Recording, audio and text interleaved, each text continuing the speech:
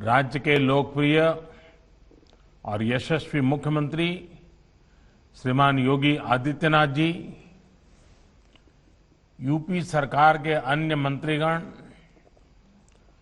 संसद में मेरे अन्य सहयोगी, विधायकगण और मेरे प्यारे भाइयों और बहनों,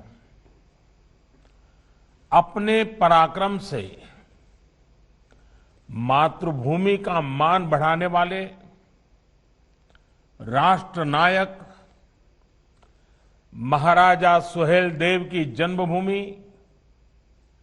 और ऋषि मुनियों ने जहां तप किया, बहराइच की ऐसी पावन धरा को मैं आदरपूर्वक नमन करता हूं। वसंत पंचमी की आप सभी को, संपूर्ण देश को बहुत बहुत मंगल कामनाएं।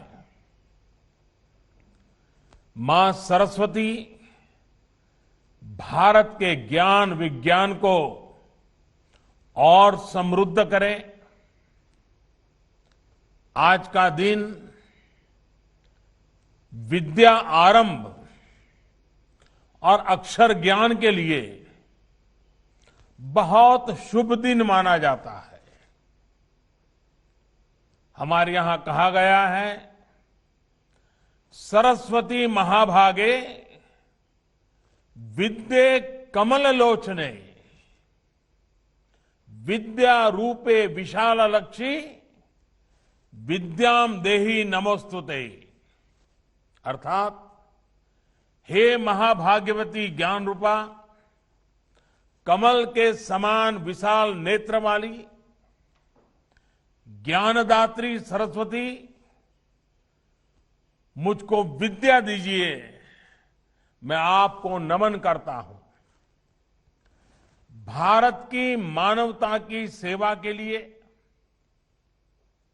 रिसर्च और इनोवेशन में जुटे, राष्ट्र निर्माण में जुटे हर देशवासी को मां सरस्वती का आशीर्वाद मिले, उन्हें सफलता मिले, यही हम सभी की प्रार्थना है। भाइयों और बहनों, रामचरित मानस में गोस्वामी तुलसीदास जी कहते हैं, ऋतु बसंत बह त्रिविध बयारी, यानी वसंत ऋतु में शीतल, मंद, सुगंध ऐसी 3 प्रकार की हवा बह रही है। इसी हवा, इसी मौसम में खेत, खलिहान, बाग, बगान से लेकर जीवन का हर हिस्सा आनंदित हो रहा है। वाकई हम जिस तरफ देखें तो फूलों की बहार है। हर जीव वसंत ऋतु के स्वागत में खड़ा है। ये वसंत महामारी की निराशा को पीछे छोड़कर आगे बढ़ते भारत के लिए नई उम्मीद, नई उमंग लेकर आया है।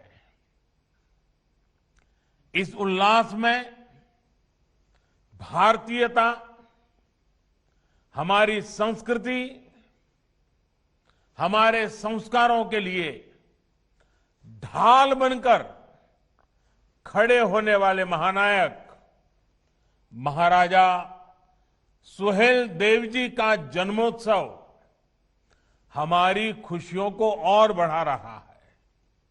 साथियों, मुझे करीब 2 साल पहले गाजीपुर में महाराजा सुहेलदेव की स्मृति में डाक टिकट जारी करने का अवसर मिला था।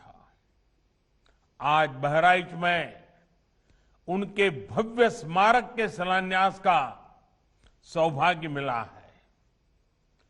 ये आधुनिक और भव्य स्मारक ऐतिहासिक चित्तौरा झील का विकास, बहराइच पर महाराजा सुहेलदेव के आशीर्वाद को बढ़ाएगा, आने वाली पीढ़ियों को भी प्रेरित करेगा। साथियों, आज महाराजा सुहेलदेव के नाम पर बनाए गए मेडिकल कॉलेज को एक नया और भव्य भवन भी मिला है।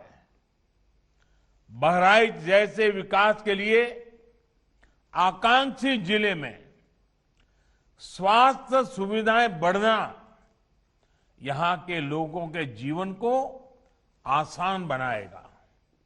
इसका लाभ आसपास के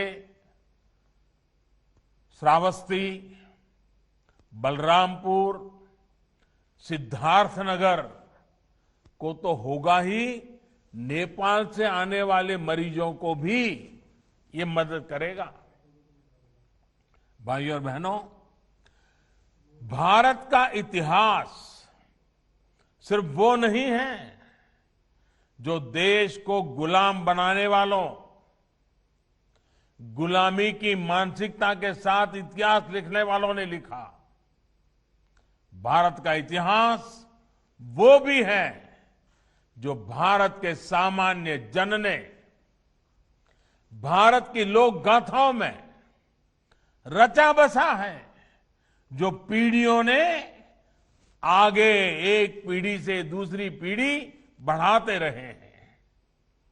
आज जब भारत अपनी आजादी के 75वें वर्ष में प्रवेश कर रहा है, तो ऐसे महापुरुषों का योगदान, उनका त्याग, उनकी तपस्या, उनका संघर्ष, उनकी वीरता, उनकी शहादत, इन सब बातों का स्मरण करना, उनको आदरपूर्वक नमन करना, उनसे प्रेरणा पाना, इससे बड़ा कोई अवसर नहीं हो सकता है। ये दुर्भाग्य है कि भारत और भारतीयता की रक्षा के लिए जिन्होंने जीवन समर्पित कर दिया, ऐसे अनेक नायक नायिकाओं को वो स्थान नहीं दिया गया जिसके वो हकदार थे। इतिहास रचने वालों के साथ इतिहास लिखने के नाम पर हेरफेर करने वालों ने जो अन्याय किया, उसे अब आज का भारत सुधार रहा है।